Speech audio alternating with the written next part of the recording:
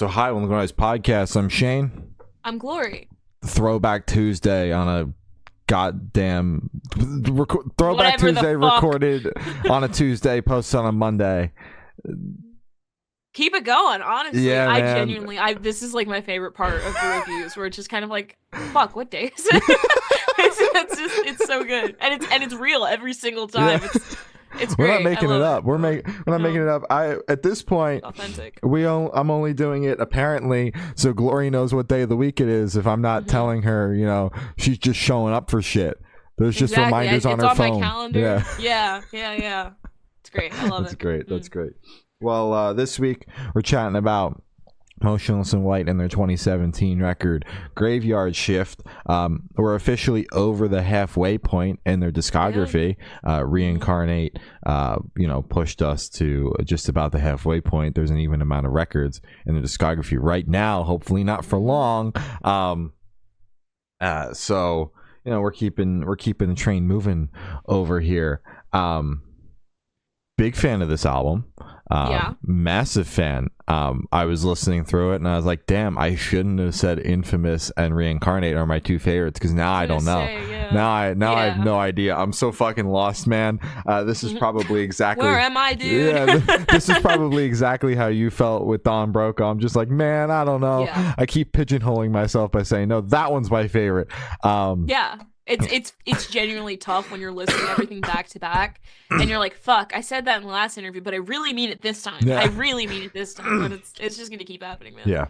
Yeah. So I'm a fan of this record. Normal everyday fan of this album. Haven't spent a fuckload of time with it. No. You have like a sleeve of tattoos inspired by this record, I'm pretty sure. Oh, right? yeah. There are tattoos everywhere about this record. Yeah. There is one small issue I have with this record, and I feel like it's the most glaring on this album, and it is the amount of cringeworthy lyrics. Oh my god, yeah, no, this is corny as fuck. This is the album that takes the cake for corniest lyrics. It's so good. And listen, I love all the songs on this record. This is another one where it doesn't slow down. It's all hits. There's no there isn't a slow track. Yeah, there's not a slow track on this record. I mean, I guess you could kind of count Eternally Yours, but it makes sense with it being the closer.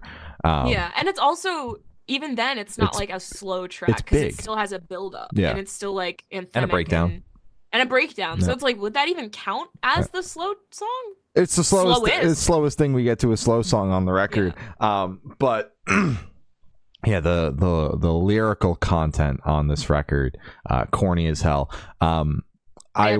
I will never forget. I started getting into this band, 2019, right around the time that Disguised came out. Brand New Numb is how I found them, and I got into them, with Disguised. And I remember distinctly walking the track in high school with a couple of my friends and had a single earbud in listening to this record, and Not My Type, Dead as Fuck 2 came on, and I was listening to the lyrics, and I was like, I might have to stop listening to this band. Like, I wasn't in too deep yet, but that song is the definition of corny as fuck lyrics, which is why when you said something about, I believe, Cinematic with that song was corny as fuck. Yeah, Infamous, and you're like, that song's corny as fuck. I'm like, they have cornier songs. That was a song I was referring to. Yeah, no, I see it now. Same with Untouchable. Honestly, half the record is just cornball shit. But the thing is, they make it fun and heavy enough that it's like you can kind of just be like, they're just having fun. Let them cook. Let them cook. It's okay. Now if it sounded like shit, I'd be like, that corny as fuck. Don't even listen to it. But I listened to this album like 3 times this morning, and I was like, I guess I'm corny now. I don't. I like corny music. It's such an enjoyable experience, like front to back. Anyway, that it's like you can easily look past the cornball lyrics because they are so catchy anyway, that it is kind of like, for me, it took me literally obviously, I don't always listen super intently to the lyrics. Sometimes I'll just listen as if the vocals are also like an instrument, and it took me really listening intently and zoning in on the lyrics to be like, I don't know if I want to get into this band further. I can still stop. Like Exactly. I've only I'm went not addicted one. yet. I've only went one record back. I can say I like the Skies, and I just don't like the rest of their discography, and move on. Call it a day. Gotta talk about Necessary Evil. Because you can't put Jonathan Davis on an album and expect it not to be one of my favorite songs on the album. This is another song where I was listening through today and I was like, shit, it's a little corny. Oh, yeah. I mean, I thought you knew that one. I was just so mesmerized I'm gonna have my cake and fucking eat yours too. Like, okay, like I was so mesmerized by the Jonathan Davis feature, the amount of times I've listened to this song, that just today I had the rude awakening that this song is just as corny as pretty much everything else on this record. Everything on this record, yeah. It's now, if you're a elitist, I'm pretty sure elitists don't like Motionless for that reason, because they're kind of corny and they have fun and they don't give a fuck. It's the same reasoning with like Ice Nine Kills. Why people don't like Ice Nine Kills. They're having fun. They're making music about horror. Motionless in White is making just corny music with corny about lyrics. Zombie sex and shit like that. Exactly. I mean, what was it? She loves me because I give head like a zombie. Eat, eat, eat. I was like, oh my god, that shit's awesome.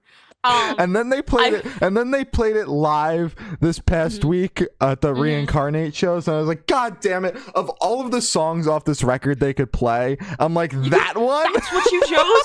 That's the pick. But I'm sure it was fun as fuck. Because as I said before, I love chanting at shows. So that shit. Oh yeah. Eat, eat, eat. And it's very a little piece of heaven core. Shout out Kaylin. Very little piece of heaven core. So that makes me very happy.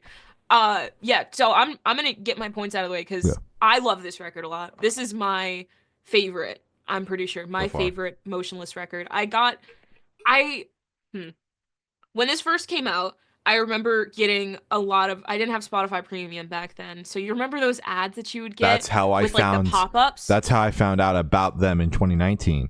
Exactly. Yeah, but I got this for Voices. I got a shit ton of ads for Voices, and I remember listening and going, this sounds interesting. And I listened to the record and I went, yeah, this is good. And then I just never listened to it again. So that's great. And then I forgot about it. And then you got into Motionless and I went, oh, I think I recognize that. That's fine. And then then you recommended shit and I was like, yeah, I'll listen to it. And then I did. And then I just didn't really care. Yeah. But now revisiting it, 4, 5, 6, 7 years later, 7 years later, incredible record front to back. I genuinely don't think there are any bad songs on here. As I said, I listened a couple times and I've already listened to it before, so kind of revisiting it's eye-opening as fuck, because it's like, oh my god, compared to the rest of their discography that we've covered so far, it feels like they hit their stride. Honestly, like they know what they want to sound like, they know how corny they want to get with their lyrics, they're having fun, they're not taking it too seriously. Major thumbs up. Rats is an incredible opener. Crazy horny fucking song. I was listening to this record like I did with, I think, the last two with the lyrics open, so I was able, because me personally, half the time I don't understand what the fuck Chris is saying. I don't know, I think it's just he slurs some words. I don't fucking know. It sounds good. But as you said, it's kind of like its own instrument where it's like, I don't know what you're saying, but it sounds cool as fuck. Go off, King. Go off, do that shit. So I was listening to Rats and I was like, oh my god, what the fuck? What do you mean you're a good boy? That's crazy shit. That's crazy. On the Scoring the End of the World tour, they flip-flopped this song and Hate Fuck, I believe, and they were able to use the same visualizer because they're both same visualizer, both horny as fuck songs. Yeah, you could get away with swapping those. Yeah. I think they both have the same energy and the same no, that's fair. Queen for Queen is good. I really enjoyed that. Necessary Evil, okay, hot take, hottest take. You better not say it's the worst song on the record. I will drive to Virginia. No, I love this song a lot. I really fucking do. Corny. I just don't like Jonathan Davis's vocals on it. I don't know, he sounds out of place and he sounds really old, and it's just like weird. I don't like his vibe on it at all. I think he kind of like ruins it. not ruins it, but I just don't think he brings the same energy that Chris was bringing, and I just don't like his vocal delivery at all. At all, like it's nasally, it's slow. It's just like I would have rather they just Womp kept it. womp. Big 2 thumbs down from me, just on Jonathan Davis's part. Chris, shout out Chris, love his part. This song actually has a lot of memories for me because I redecorated my room with this song on loop, and I moved my full dresser from one side of my fucking room into my closet during the duration of this song once, by myself. So in 3 minutes, I did that shit, and I was very proud of that. Not to flex or anything. I'm like strong or yeah, something. I'm single, guys. Yeah, I'm single. But yeah, that's oh yeah, sorry. Soft is my favorite song off of the record, me personally. I used to listen to that song a lot before I like got into Motionless. Again, I still haven't really become like a fan of Motionless. I'm kind of like a Enjoyer. small enjoyer. You know, I listen to them. I really like this album.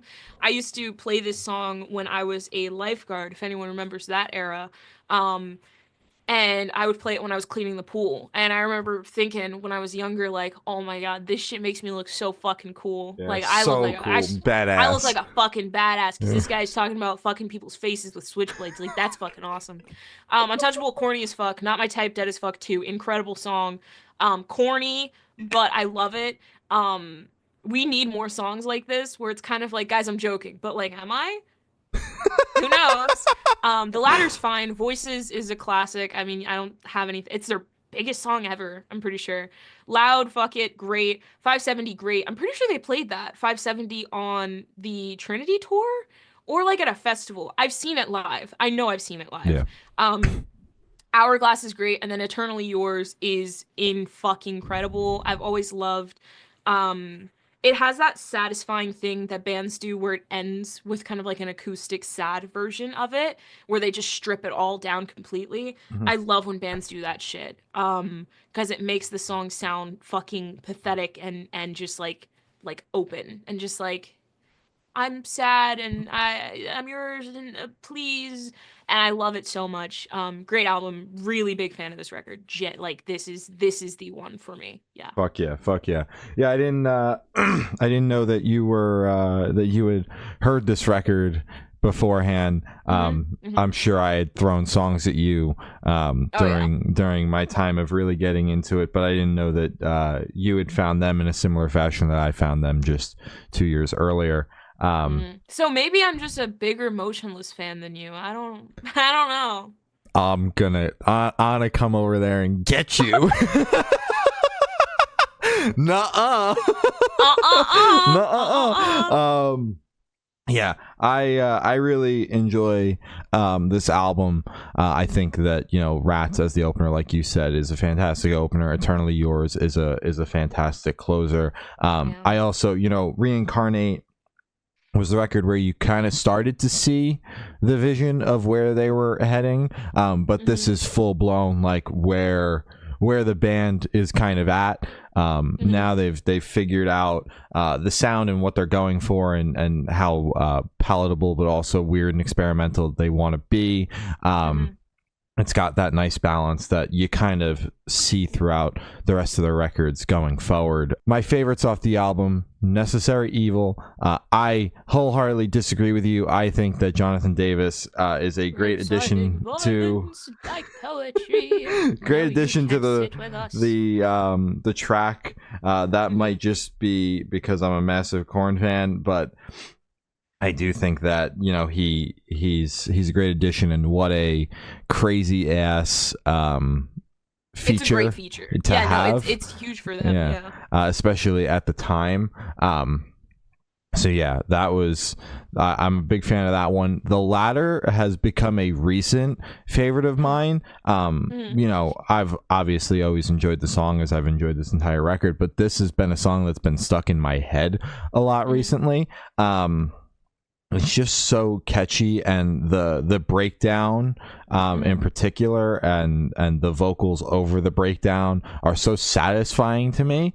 So big fan of that one. And then Hourglass has always been a favorite of mine as well. You know, obviously a song like Voices, that's just like a given, and this entire record is a given, but I'm being so kind and only naming three, because those are probably my top three right now on November 5th 2024. You by Monday when this is out, it'll probably have changed, completely different. Yeah. But overall, massive fan of this record, corniness aside. Although corny, ironic that they've got the Corn Man on the record for the corny album, and for the corniest track as well. It's kind of awesome. No, not my type. Dead as fuck 2 takes that cake. It's up, they're both up there. But yeah, overall, I think it's an incredibly solid record, and you know, you can see the progression, as I said, and where the band is gonna kind of go from here is almost a straight line in a way, but it's a great record. Big fan. As I said, I have to stop saying my favorites, because I realized listening back to this record, shit, and then knowing we're getting into the Skies next, that being the album I found them with, I'm like, shit, I really pigeonholed myself here. So that last episode where we rank things is going to be interesting. But yeah, those are our thoughts on Motionless in White's 2017 album, Graveyard Shift. You can follow us on Twitter. It's Good_Noise_Cast. Instagram's Good Noise Podcast. Facebook is Good Noise Pod. YouTube is Good Noise Podcast. Audio stream service is Good Noise Podcast. Patreon is patreon.com/Good Noise Podcast. You subscribe to us here on YouTube. It helps us out a lot. We've been reviewing all of the Motionless in White records. So far we've got three out for Creatures, Infamous, and Reincarnate. This will be the fourth. Over the next couple of weeks, we'll be doing Disguise and Scoring the End of the World. So if you want to hear our thoughts on that, stay tuned and subscribe. But other than that, I've been Shane. I've been Glory. And we've been the Good Noise Podcast. See you next week. Bye. Bye.